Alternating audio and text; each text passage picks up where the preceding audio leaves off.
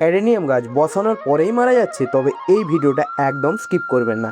Adenium গাছ বসানোর জন্য প্রথমে আপনাকে একটা ভালো ওয়েল ড্রেনেজ মিডিয়া তৈরি করে নিতে হবে। এখানে আমি মিডিয়া তৈরি করতে ব্যবহার করছি 2 ভাগ সিন্ডার ও 1 ভাগ বাগানের মাটি। আমি মাটিতে আগে থেকে নিমখোল ও সিঙ্গেল সুপার ফসফেট মিশিয়ে নিয়েছিলাম, তাই আর কিছু মেশাচ্ছি না। এরপর একটা 5 ইঞ্চি টব নিচ্ছি গাছ বসানোর জন্য। প্রথমে তৈরি করা মিডিয়াটা দিয়ে কিছুটা ভরাট করে নিচ্ছি।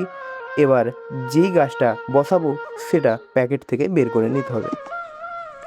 তবে এই কাজটা খুব সাবধানে করতে হবে যাতে গাছের শেকড়ে কোনো আঘাত না হয়, না হলে গাছটার অনেক ক্ষতি হতে পারে।